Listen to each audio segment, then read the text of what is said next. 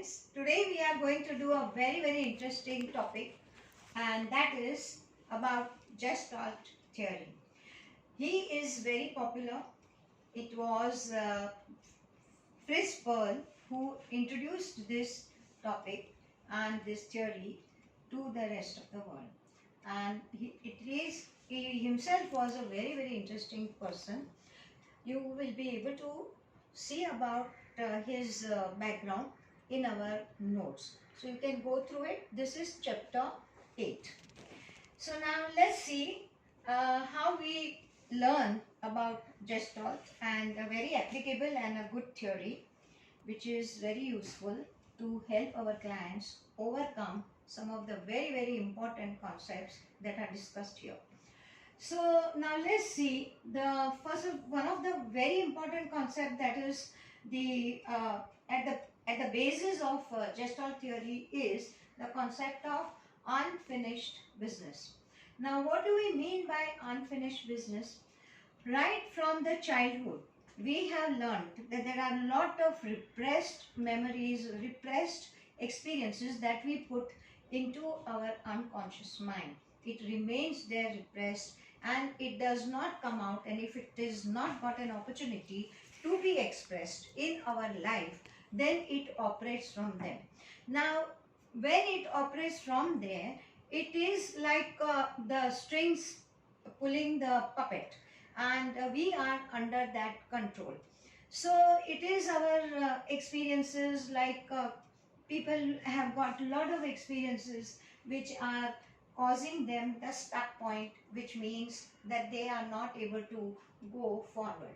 Now this resentment and rage, the anger, the hatred, the pain, the guilt, the anxiety, the grief, and also the feeling of abandonment, because you know so many children are left alone because both the parents are working, and maybe they are not able to attend to their child. So it is the feeling of abandonment which the child grows up with.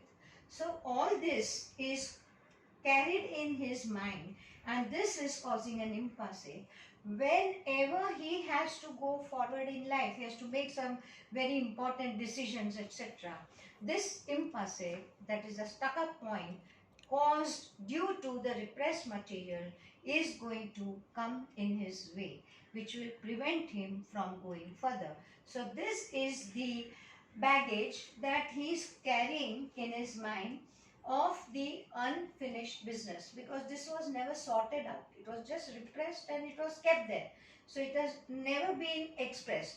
Now in our experience with the counselee, in the counseling situation, we see to it that the same experiences, same feelings which are repressed are brought out, and the counselee is made to experience them once again. Now once that happens, the counselee is experiencing it. He goes back to that situation which he has experienced in the childhood but did not know how to handle it. Now he is grown up. Now he knows how to handle that situation, and this is the advantage of bringing it up in the counseling process, and we come over it, and the stuck up point is eliminated. The counselee knows how to deal with it. He goes above it, and that hurdle is crossed, which is going to take him forward, which is going to help him to use all his capabilities, the real experiences, and whatever the current situation, he will know how to handle it. So this is the avoidance concept also, which is helping the client to understand what is causing the avoidance, and we remove that, and we will be going further with the client. So Gestalt therapist helps clients to express these feelings. As I told you, in the counseling situation, we bring the feelings up again. Let the client experience them, and then he will learn how to get over those feelings. Okay. So the next key concept in the Gestalt therapy is, he is explaining the one who has put forward this theory, the very interesting person, Fritz Perls, has explained it as a layers of neurosis. So he says we are experiencing different layers of neurosis in our experiences in life, which is what we are now in the current situation going through, and we are also, if we are aware about them, we can also see them in other people. So these are the phony is very easy to understand. People put up the show of something which actually they are not. Okay, so it's like wearing a mask and going around in the world. Then there is a phobic person who is seeing these aspects within itself, and that we prefer to deny because of the fear of rejection by others. So what we do is we just keep it aside. We are experiencing the phobia. That's why it is called phobic. So the experience here is, or the mental situation is such that we are keeping ourselves away from that. We don't want to face it because of some fears that we have, that we may look stupid, or people may reject us, and maybe we will be considered very foolish and may not be able to grow in life. So that is a phobic situation. Then there is a impulsive, which is caused due to the repressed material not allowing the person to go further. It is like a closed door. It is like a closed gate, which is preventing the person to go further in his life, in his situations. He doesn't know how to do it, how to go, and he's so much scared of it that that becomes a stuck-up point. He is not able to go further with it, and that of course is going to also restrict his mental movement, his abilities, and his growth. Then there is a implosive. Now this is something which a person experiences within. There is this eureka moment, okay, for the person. Even in counseling situation you may experience this, when a person is actually able to see the reality and able to see that what he is afraid of, and then able to face it. So this experience of the client is the implosive experience, and in order to become authentic, in order to become real, the client has to experience this implosive feeling so that he can just eliminate phony, phobic, and impulsive situation. Then there is explosive. Once you have the awareness, once you have the ability to see what is restricting you, and also the ability to and accept and understand that okay, this is only existing in my mind, it was causing a lot of impulsive for me, it was closing all the doors of progress for me, and now I'm going to be away from that, I'm going to shed it, I'm going to reject it, and I'm going to be free from all these restricting feelings, and that helps him to experience the explosive thing.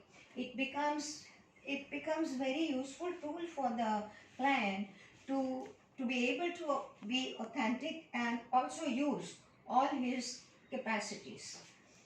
Now for all this, the contact is necessary, and of course when there is a contact there is also a resistance to it. Now contact, we all know the word. This is also when we meet in the class is also contact. Now I am in contact with you through this medium of sending you the videos and the notes and the assignment sheets and all that. So it is like a contact, but it is through this this medium.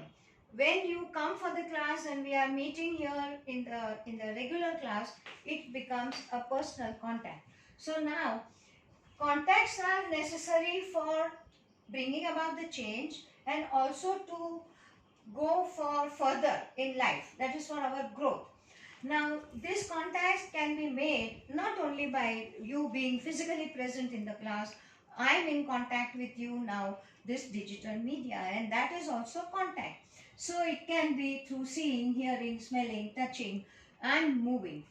What other things are connected with contact is that we need to interact with nature, and we also interact with other people, which is very important. You see, when we go out for a walk in the wilderness, all surrounded by lush green trees or even grass, we are experiencing certain feelings. When we are taking a walk on the seashore or in the sand, that is also our experience, and that is also contact with the nature, which brings about a lot of different feelings in us.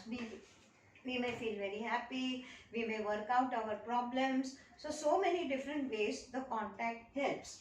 Okay, so now for contact, what is required? We require energy. We require also the determination. We also require that kind of grit and the ability to face whatever comes. Okay, so we have to go through this contact, which is a prerequisite for awareness, for our new energy that has to come up, and also the expression of whatever we are experiencing. So this entails the zest, imagination, creativity, and there are levels of contact. Okay, so after contact experience, there is withdrawal to integrate what has been learned. So now when you are attending the class or you are receiving the notes, etc., we also have we have provided you with the material, and you need to introject it. You need to understand it. You will need peaceful time. You will need to go through it again, and that is going to be very useful to you to go further. Now there is a resistance to contact. Why should there be a resistance to contact? Because contact is very useful in our life. Can we grow in a vacuum? Can we grow on an isolated island? No. We need to learn from others. We learn from our surrounding, our other people who we work with, and also we learn from the nature. So many things natures are teaching us also. So it is very important that we be in contact. Otherwise, the growth is very much restricted, and it becomes impossible for us to develop. Now, what are the resistance to contact? It is introjection, and that is you are only accepting what the others are thinking, what the others are telling you.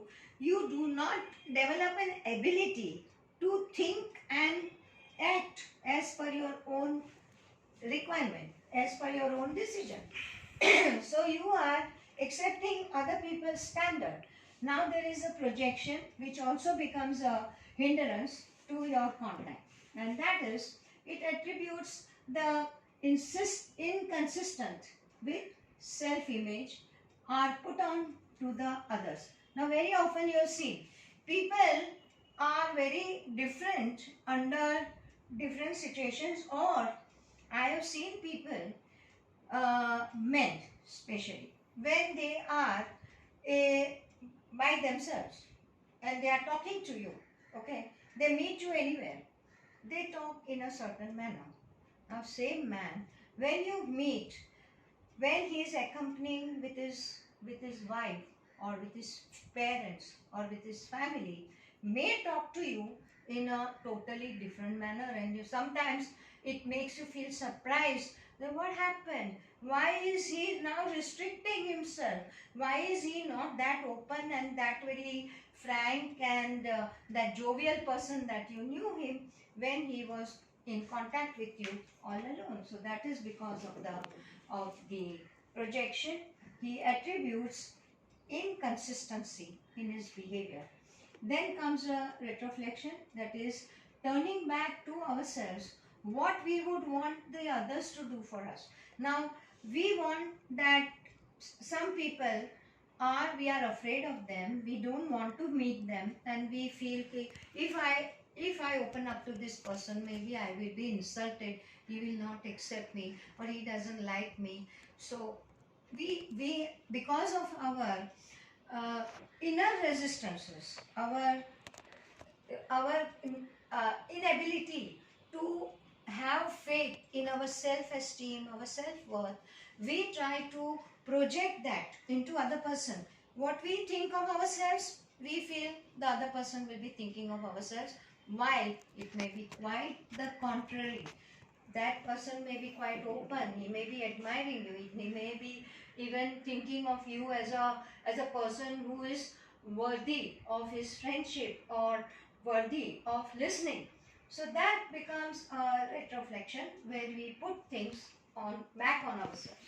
Then there's a deflection where it causes the distraction so that it is difficult to sustain. Now this you must have experienced also. Some people, you are trying to talk about something that is very serious and maybe trying to explain your point of view, but they just want to deflect you. So they just try and make some joke, or try and act as if they are not interested. They start talking to their neighbor, and they feel that it's simply not enough for them to pay attention. It is they need not pay attention, and they show that through the deflection. Now here what happens is the person is a loser.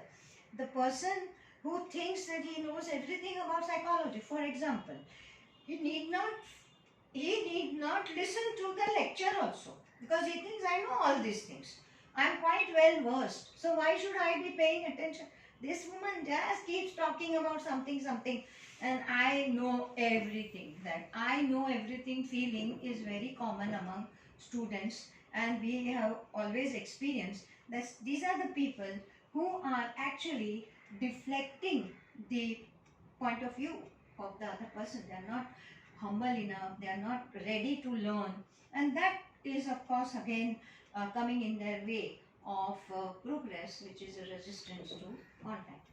Then there is a confluence, blurring the differentiation between self and the environment. That is, these are the situations where people would not actually pay attention to you. They may be thinking of something else. They may be maybe they are thinking of talking to their friends, or some other things that they have experienced outside the classroom or outside that meeting, or wherever they are actually having an opportunity to bring about the contact, and every contact contributes to your knowledge and to your experience. So every contact is very important actually.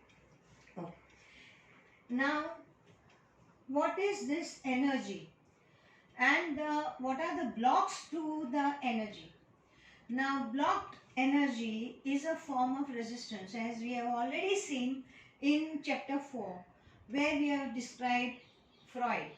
Freud also experiences this. He also explains this, and there are so many other theorists also, where we have talked about the blocked energy, which is a form of resistance. People don't want to come forward, they don't want to open up, they're scared, or they feel that they may not be confident enough, so they want to block this energy, and because of that there is a resistance to contact also, and to growth. Manifest tension, they are very much uh, their fists are closed and their body becomes very tight, or their expressions change. We see these things happening very commonly when people have to go for interview, or for any kind of other important events that they have to take part in their life. So therapy should help the client to locate the ways in which the energy is blocked, okay, from which part of their body, what happens when they are in that kind of a tense situation where the stress is caused. Resistance should be accepted and used to deepen the therapeutic work. So we have to accept this. We have to make the client also understand that resistances are quite common. So they have to accept it and then overcome it. Clients can be allowed to delve into tension states to realize that they are diverting their energy. So in the counseling situation, we allow the clients to undergo that experience once again. As I told you earlier, that it will be like working through their emotional baggages which they are carrying with them. Bring back the situation in the counseling process, make them see, make them experience it so that they can overcome it. The baggage is shared. Okay, so now what are the therapeutic goals? It is very simple. Move towards increased awareness of self, what you are capable, what you are not capable. Counseling must assume ownership of its experience. Counseling must know that this is the thing that I am experiencing and this is what is causing me all the problem. Develop skills which the counselor helps them to do, and become also more aware of all their senses, not only their sight and the hearing and all, but also all their senses. How their skin reacts, how their eyes react, how their um, mouth reacts, because some of them they even lose their speech. They are not able to talk. What happens in the case of people who are so much fearful of talking in public? Public speaking is not at all in their in their agenda, because they do not know how to handle that situation.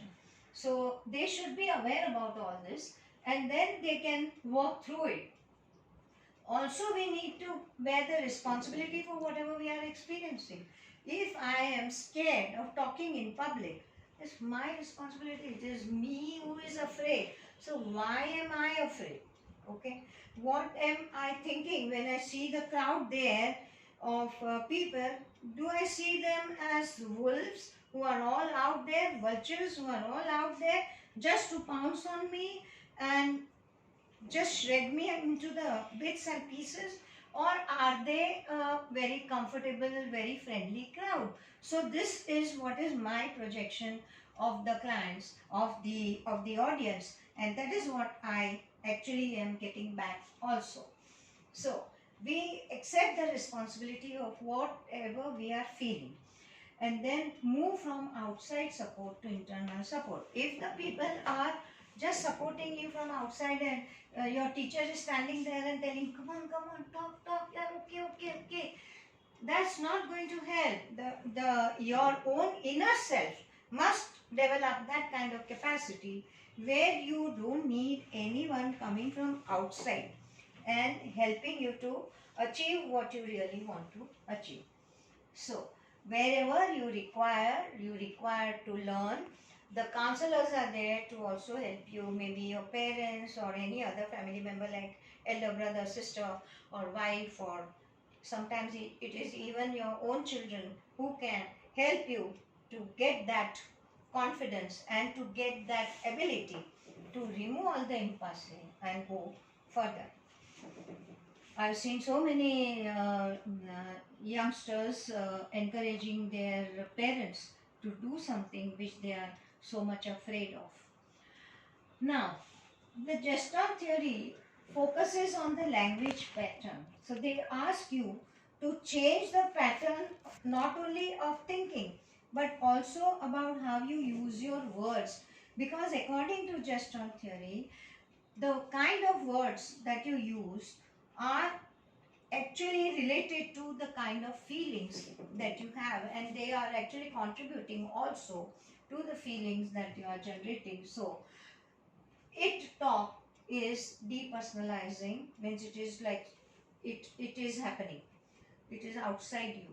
But when you say I, it should be your own responsibility. So everywhere it should be replacing the I. For example, you say it is very difficult. Maths are very difficult. You know that. I find maths very difficult. So that is where the change can be possibly brought about. If you keep on doing it, then in that case, it is not that you are taking the responsibility and trying to change and go forward. You talk generalizing, okay? So there are, ma'am, it is like this. You know how difficult it is to reach anywhere in this rain. Sorry, I do not know.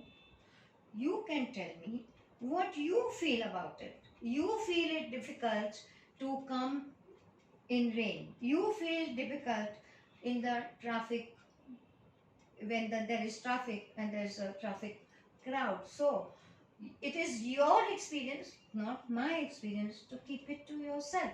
So that is what is important.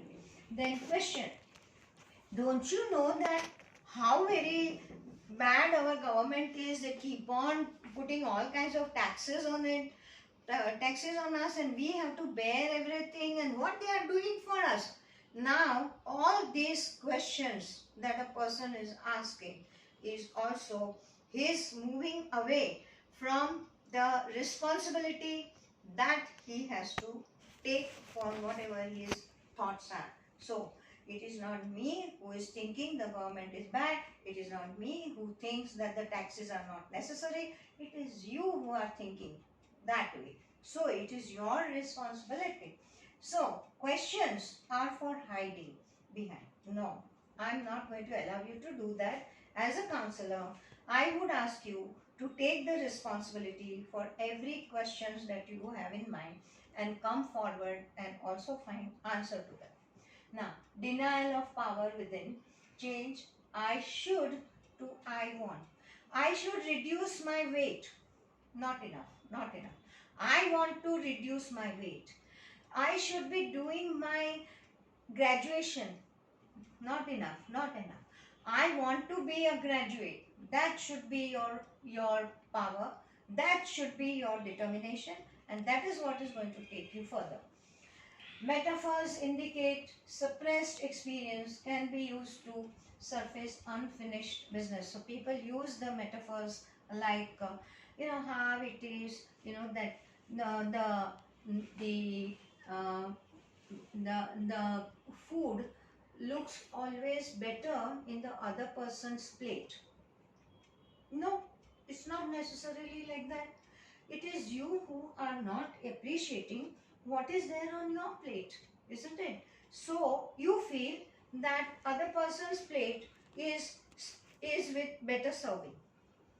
So we use these metaphors to escape the realities, to escape the responsibility that we need to take for our own visions, for our own thinking. That is what is missing. So metaphors in the counseling sessions become very, very important. It gives us an insight into the counselee's way of thinking. What is his projection about the things that he is finding not very acceptable by him. And then there is uncover a story. So every individual has got a story.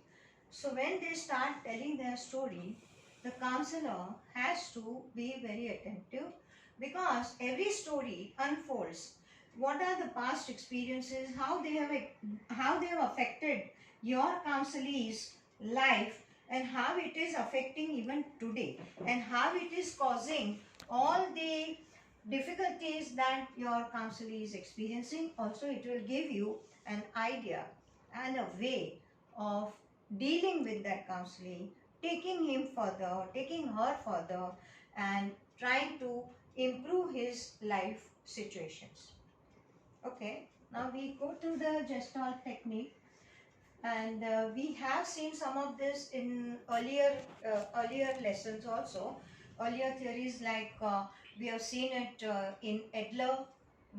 Very many theories are, very many techniques are explained there also, and here also some of them are overlapping, like the dialogue exercise between the top dog and the underdog. That is something like the empty chair experience. You take the client who is afraid of attending the, say, interviews. So you be the interviewer as a counselor, and let the client, that is your counselee, come for the interview, and you work it out, and then let him be the interviewer, and you be the applicant, and work it out that way. So if the counselee actually gets both the experiences of being the interviewer and also being the interviewee.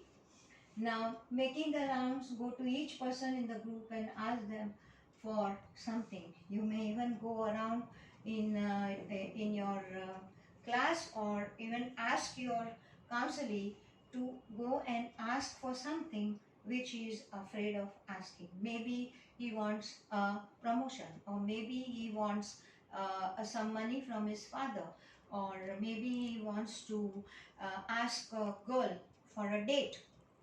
Okay, whatever the situation may be, the counselee has to overcome that resistance and go further and get experience of what the feelings are at that moment when you are doing something which you have not been able to do all this time.